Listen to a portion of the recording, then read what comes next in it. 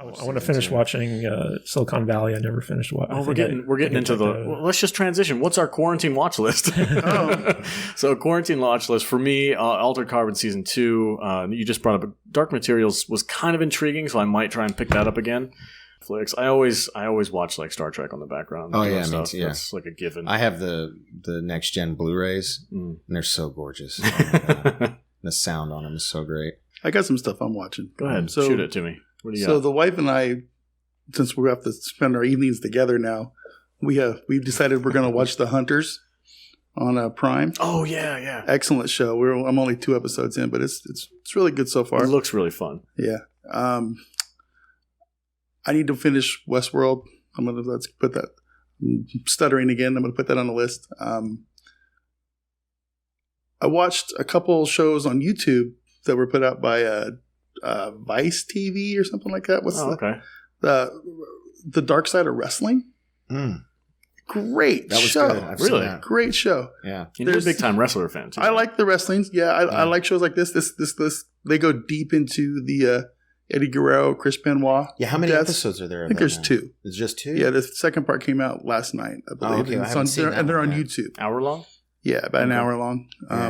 Like documentary style? Or? Yeah. No, it's really shows good. you like the dark. Well, like it is the dark side of wrestling. Like that one dude, like who's the guy that got murdered?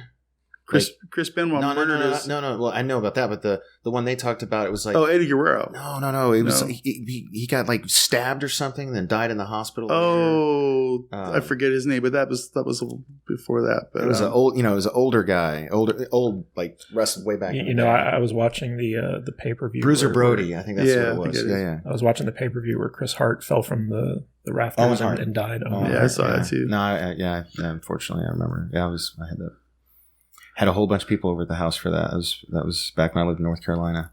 But I find the whole wrestling world kind of fascinating. Oh, I always like have. high school. Have you been watching it lately? It's so weird with the empty arenas. Yeah, without no the arenas, crowd. Yeah.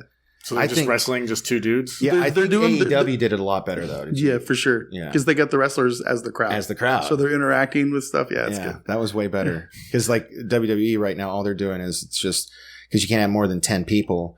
So they've got the commentators, they got the cameramen, and then they've got the wrestlers, and that's it. And like there was one part you could actually hear the director. It was so quiet in there, you could hear the director through one of the cameraman's headsets. Yeah. You know what they should during do? like the Undertaker's thing. Yeah, it's strange. They should get the actual wrestlers to just do online matches with like WWE 2020 or like whatever, and just like broadcast that with like a live stream, like their heads. Yeah, it's so like bizarre. a Twitch stream. It's weird because they're doing their full shows. Yeah. But like WWE's doing it in the Performance Center where they train everybody and do their NXT stuff. Yeah. But there's no audience. So they go through all the intros, all the pyro and the fireworks, and they go through the whole thing. There's nobody there. No crowd. There's no crowd. And it's the weirdest thing. It is weird. It is very strange. But I do will they say, show the empty arena? They don't like that. Yeah. Oh yeah. And it's weird. Like even they kind of sometimes it's kind of funny because like they'll actually cut to the empty seats. Like it was just like I think they're doing it just to be funny, but so AEW is this other wrestling promotion. Do they put up like the signs on the seat? Just like tape them up there? They should though. They should. That's more AEW's. Yeah. AEW's like been doing it way better, I think, because they still have they do the same thing with the intros and everything, but then like he was saying, there's crew members or other wrestlers. The locker room is in the crowd. Is in the crowd, and so and then like they cut to the one dude and they're making bets on the match. And stuff it's like Jake the Snake Roberts is over there, plotting some nonsense with somebody else. So they're doing it way because WWE is like frustrating me because what they've been doing instead of like doing a whole show, they'll do like 1 or 2 matches and then they just re-air old pay-per-view matches to help fill in their 2-hour chunk on SmackDown or 3-hour chunk on Raw, which I hate. Whereas AEW is like putting on a full show. Yeah. And it's just so what sucks for WWE right now is WrestleMania is in like 2 weeks. This is their big time of the year. Now it's their Super Bowl. Yeah, this is the time of year where even like all the closet or all the fence sitting fans, they kind of come out and watch your fair weather the fans. build up. Yeah. They watch the build up for the 6 weeks that lead up to WrestleMania. So this is like their big time of year where they sell all aren't those. they still going through with it? Oh, they're going to be strange. Taping it. Yeah. They're breaking it up into 2 nights, so it's going to be Saturday night and Sunday night. And they're actually, I believe they're shooting it now in the Performance Center. In the Performance Center, they're taping it now, and they're going to try to present it as a live show because you'll never know. Yeah, it's different. very strange. And yeah, it's a bizarre time for a wrestling fan. Gronkowski's hosting. Yeah. Gronk. I don't know who any of these people are. He's a football player. Yeah. Okay.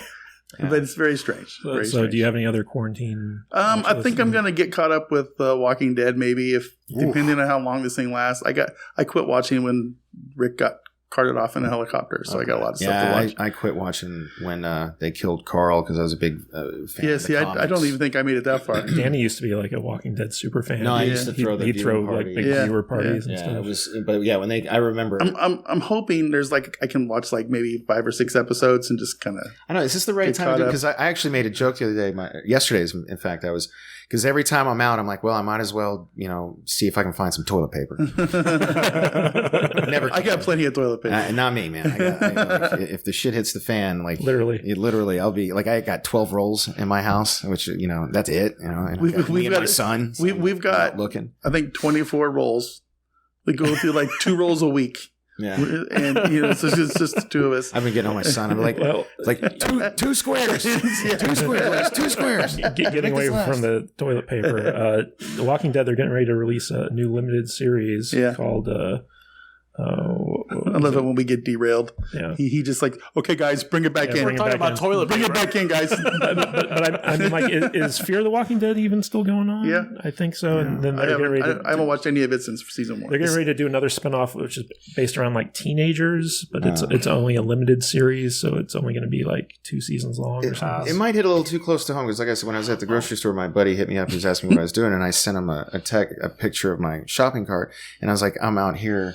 I'm out here getting supplies like Rick Grimes. I was like, this is terrible, man. So, talking about Walking Dead, I just remembered there was another show that I started watching was Kingdom on Netflix. I was going to talk about that. Damn it. Oh, were you? Yeah. Okay, go ahead, take it away, man. You're better at talking about stuff like this. I'll just jump in when I know what to say. Okay, well, so for my quarantine watch list, I had 3 things that I really wanted to sit down and watch this time around. So since Alex brought it up, the first thing is Kingdom on Netflix. And I just finished the first season last night. And I got to say, this show is freaking bananas if you like The Walking Dead, if you like zombies. So basically, it's about a South Korean feudal dynasty. So this is going back to swords and stuff like that times. Ninjas and samurais. Yeah. And basically, it's about this kingdom in South Korea. Where they have a zombie outbreak, and it's like Game of Thrones, but feudal Japanese style. It's really fascinating because the story is about this crown prince whose father dies, but the guy who's kind of his father's top advisor, who got the king to marry his daughter, is waiting for his daughter to give birth to a son that has a better claim to the throne, so he can basically become the de facto king. Yeah. Mm-hmm. And so when the father dies, basically by law, power is supposed to transition to the crown prince. Mm-hmm. But instead of allowing the king to simply die, he finds this plant that can resurrect the dead, and so he resurrects the king using this plant in order to keep him alive, so that at least until the new son is born, so that he can kind of retain his power. And in the meantime, the crown prince, no one's allowed to see the king, so the crown prince is trying to start a coup in order to claim the throne for himself because the king has been absent for so long. He wants to make sure that everybody knows that the king is dead, therefore he gets the crown. But nobody will, it's like a big conspiracy, nobody will let anybody see the king. And so this advisor is trying to assassinate or arrest the crown prince.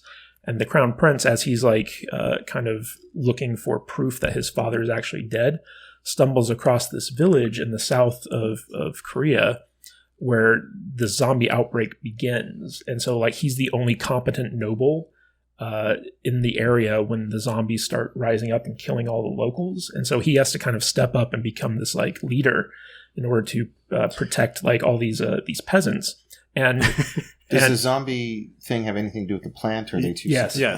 No. Yeah. It's all related. The emperor or king is like patient zero. Yeah. Because they brought him back to life, and he is now a zombie. Yeah, and what they so were, it's not like bringing you back to life like the Lazarus Pit or something. No. What they were doing is because when this plant brings you back to life, you're basically like you crave human flesh, and so they were feeding him like peasants. They were feeding the king peasants, and then throwing the bodies in the river. And people were going through a famine because of a war with Japan, and so it got dark. And so they were creating food that had like pieces of dead people in them. Yeah, there was and the virus mutated so that like, when people would consume this food, the virus would get into them, and they would basically become zombies. So, what kind of zombies are we talking here? Is the fast zombies? Yeah, it's 28 days later. Do they have zombies. But do they have their mental faculties? No, or they're just brainless. They're just brainless zombies. They're like forces of nature. It's almost like they only come alive at night, right? Yeah, that's the other thing too. They kind of have this weird like vampire thing going to it. But I want to set up the reason why the outbreak started was it got real dark. Like he was talking about this famine where nobody had food. The show takes you to this hospital area where all these like real sick people are. You have this really kind nurse. She's one of the main characters who's trying to help all these people. Uh-huh. And one of this other character who goes to this hospital to get treated, he kind of has this like end all be all survival is the utmost important thing. So he sees that all these people are starving to death and they're going to die. These people in the hospital, they're already sick, and they on top of that they can't eat anything. They're running out of food. So he takes the body of somebody who was bitten by the emperor, chops it up, butchers them, puts them in this stew, and then feeds all these people. And this nurse finds out, and she's like, "Oh my God, like, what are you doing?" And he's like, "Who cares? They're eating. They're happy." He's like, "Look, their bellies are full. They're happy." Yeah, then this is a character who came from like the army and the war, where like they had to do this stuff themselves in order to survive. So he wasn't trying to make a bunch of zombies. No, he was like, "Who cares? Like, you got to do what you got to do to survive." He didn't know that this would actually kill the people he was trying to help them. But it got dark though when they called Kingdom. Yeah. I might have to check that. I'm trying to stay away from... I'm not done talking about it. I'm trying to stay away from dark stuff like that, to be honest with you, right now. So the first three... Like, I tried to get Jude into this show, and she watched, like, the first episode and, like, half of the second episode, and she was just like, I'm not into this. I have to say, like, the first 3 episodes, and it's only a 6-episode season 1, the first 3 episodes are very kind of slow.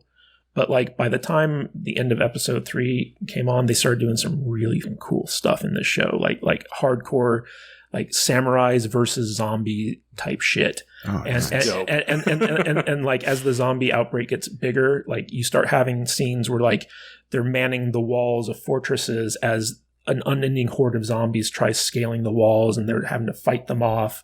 And there's just all sorts of like the final scene of season 1, there's this big revelation about the zombies, and all these different characters are in different locations, and the music and the way that they cut, like showing the different characters' reactions as like this revelation kind of starts to play out, and everyone realizes that they're basically fucked. It was one of those rare moments where like I'm watching something and I can feel like my heart pounding. I'm like, oh my God, what's going to happen next? and like if season 2 hadn't just come out, I'd have been like really pissed because I'm like, I want to know what happens. Yeah.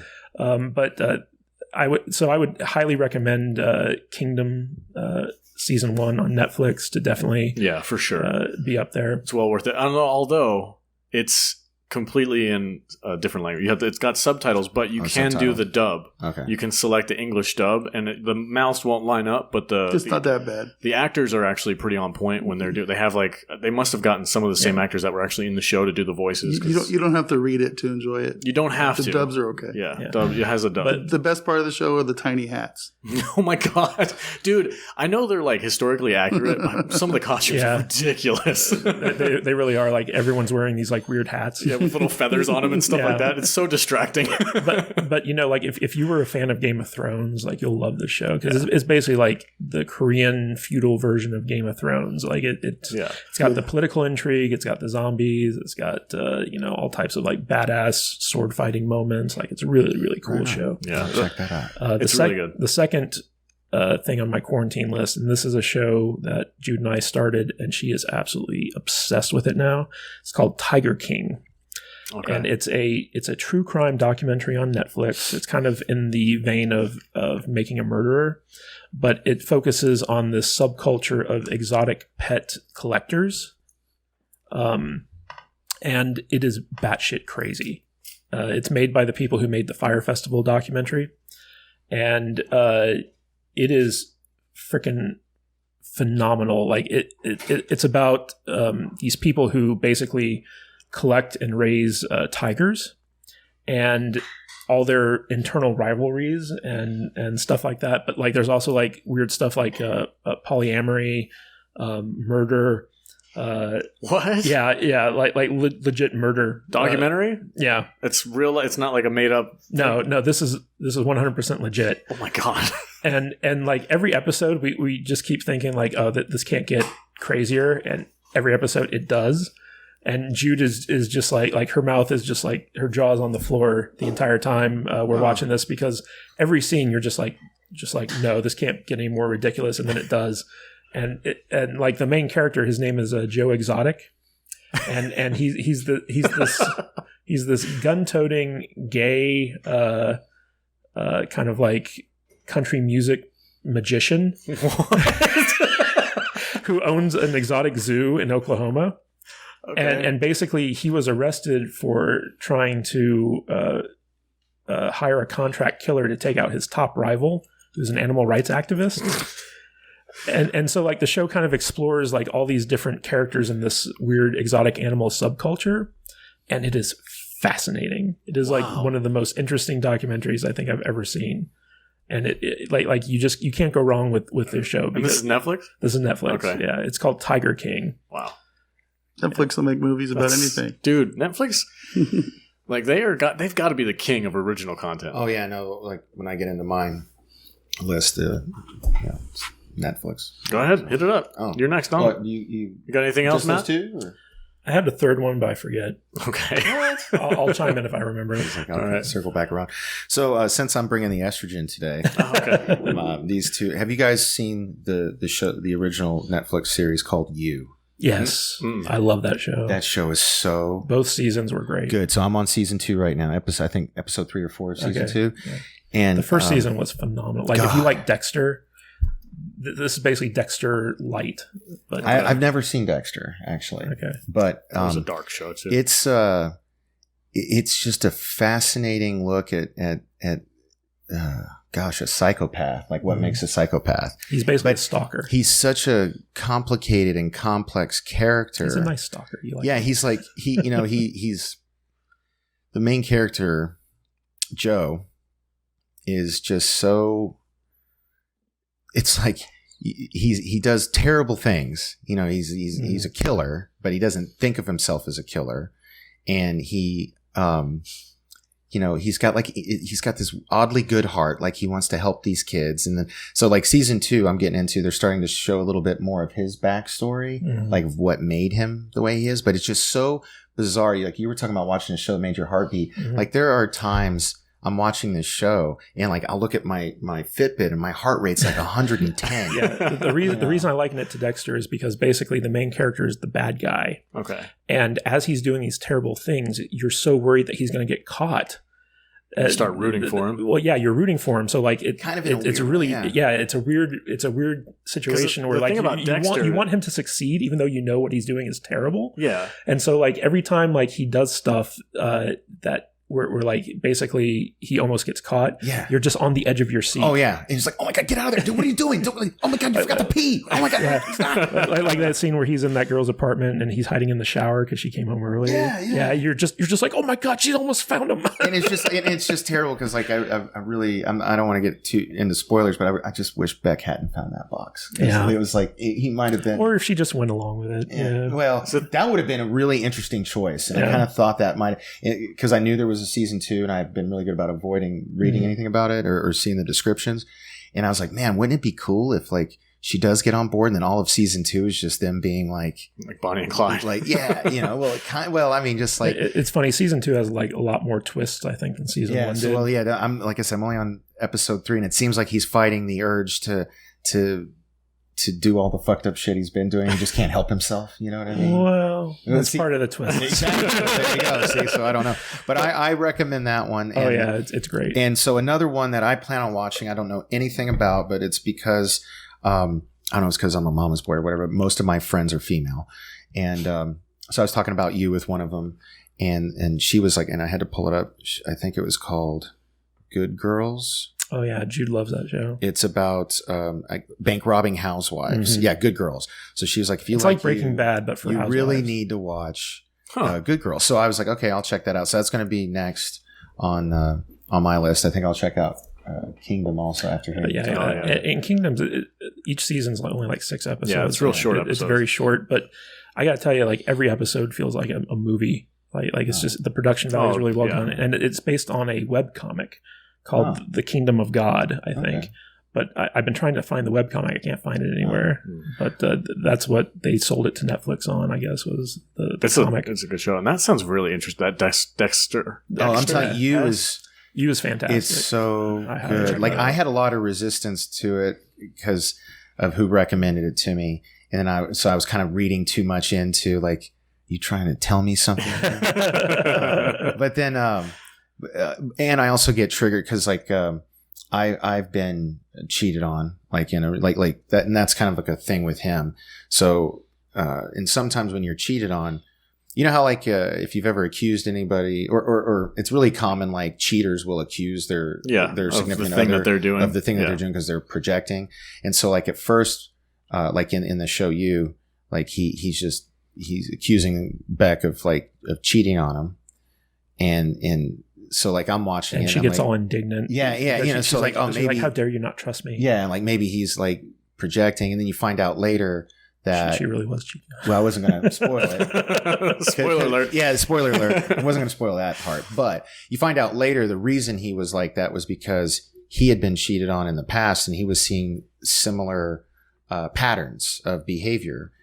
So like, cause I've been accused of projecting before, like in a relationship where like I've suspected someone. So the show's kind of like hitting a nerve. It was kind of triggering me in a way because I was like, no, I wasn't projecting. I've been cheated on before, and I know kind of these signals. And then so I was watching like that one episode, and I'm like, I know this bitch is cheating. I know this bitch. I was just getting like, and he's a bad guy, so you shouldn't really care, but he's the main character, so you kind of care.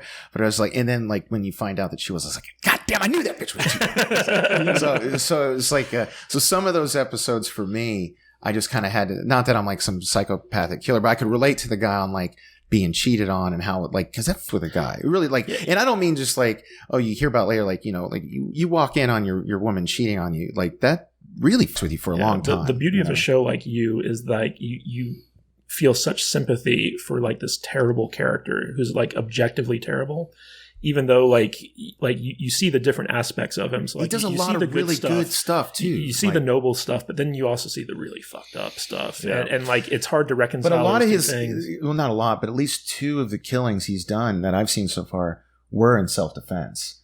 You know what I mean? Like the guy, the loan shark guy, or whoever that guy, but Jared, it's self-defense due to the fact that he's doing bad things. Exactly. No, exactly. That puts him in these positions. Puts him in these situations. Yeah, like if he wasn't stalking his Beck and at that place in Greenwich. Yeah, he's putting himself in these situations. He wouldn't have had to defend himself. But there's also a situation where like he'll put someone in like a cell like that he constructed. Jesus. And it's basically like long form of torture, where he's like torturing these people, and then like you'll eventually end up killing them either on purpose or accidentally, but they end up dying, and then he has to deal with the fallout of that. So like it's basically just this ever escalating series of terrible choices on his part that just shows like how big of a sociopath he is. Yeah, but you can't help but want the guy to succeed. It's very strange. It's so well written. And that's why I liken it to Dexter, because Dexter was the same thing. Yeah, the redeeming quality of Dexter is that he was a terrible person, but he was doing it to people who were arguably worse than he was. And that was his main target. And it's similar in this show, too, where basically the people that end up dying, you're like, well, they're not as bad as Joe, or like they're worse than Joe is. Joe's not as bad as these people. Yeah. But then like you step back and you're like, wait a minute, like these are all terrible people. Yeah. No, that's weird. It's called You. Yeah, and it's based on a book. Produced, and some of it I think is even written by Greg Berlanti, who does all of my favorite CW shows. So like My Guilty Pleasure, like my girlfriend Casey won't watch them. She calls them basically like their comic book soap operas, but like Batwoman, and Supergirl, and Arrow, and Flash, and Legends of Tomorrow. Shows that used to be good are now terrible. Well, I don't know. I'm still, it's my guilty pleasure. I still love and watch them religiously. Like Batwoman, I find like, are you current on Batwoman? Have you watched it at all? I've never watched Batwoman. Oh, it's actually, I couldn't bring after the trailer. I was like, there's no way I'm watching this. It's so good. So, so spoiler alerts. So in like the spoil away second to most recent episode, she kills somebody. She breaks Batman's rule. She like not just kills somebody. She kills somebody, strangles them to death with her bare hands. What? Yeah. That's going to trigger a lot of Batman fans. Oh yeah, no, but it's like, and now like the most recent episode is her like dealing with the fact that she's a killer now, and it just, so it's made it really interesting to me. But the only reason I bring that up is because I was really surprised to see that Berlanti had something to do with You. So I was like, oh, of course it's good. You know? There's another great show on Netflix called Travelers. I don't know if you've ever seen that. So like it's a sci-fi show. It's about people who from the future who transfer their consciousness back in time. It's called Travelers? It's called Travelers. It's a complete series. So there are 3 seasons to it. There's a definitive ending. And it is one of the best time travel science fiction shows I think I've ever seen, and it's made by the guys who did Stargate. Oh, yeah. So it's called Travelers. I think I've seen the little clip art of it. Yeah, it's a Canadian TV show, and basically there's like this huge apocalyptic event that basically puts the world into a dark age and stuff like that, and the survivors go through like just pure hell, and they figure out a way to travel or send their consciousness back in time. So they find people who are about to die. So like they erase their consciousness in the past, or like people who are about to die in the past, and they overwrite their consciousness with the consciousness of the people from the future. And then they save those people's lives so they're not interrupting the timeline, because those people were going to be removed from it anyway. And then using those bodies, the travelers go about trying to change the future so like they can save humanity. And it's just it's kind of like Quantum Leap in that sense. Not necessarily. Like it's a lot darker. I mean, as far as like the aspect of it, like their consciousness is going into a person in the past. Yeah, kind of like how Sam did. Yeah, but it's permanent. It's a permanent thing. Yeah, so like so it's a one-way trip. Yeah, so like if they were to leave the body would just die. It wouldn't. Well, if they leave the body and the body dies, what happens to their consciousness? They go back. Well, the original person is dead the minute they're overwritten. Okay. By this other person's consciousness.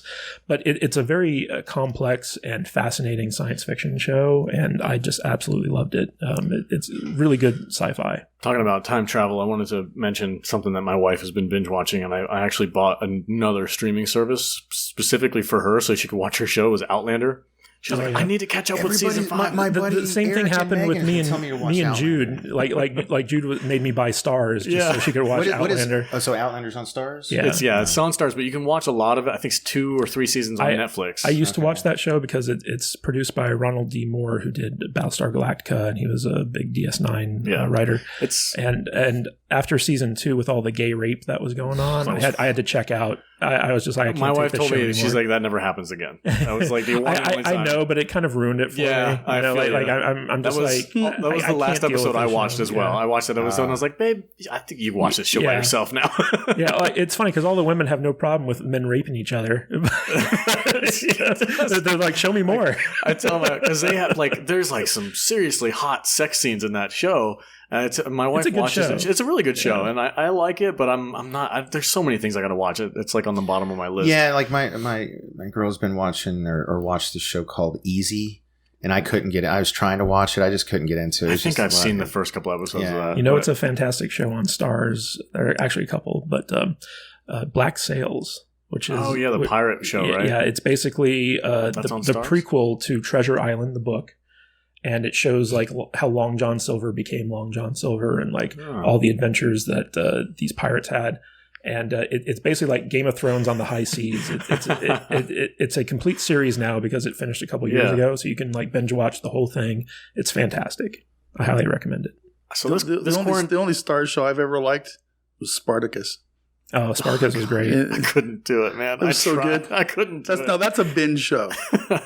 It's gladiators and naked everything. It's naked Xena. Naked everything. Naked everything. It's great. So much nudity. So good. I couldn't finish. I was it was a fantastic show. The guy who did the first season of Daredevil, that was his show. Yeah. So it was Stephen S. DeKnight.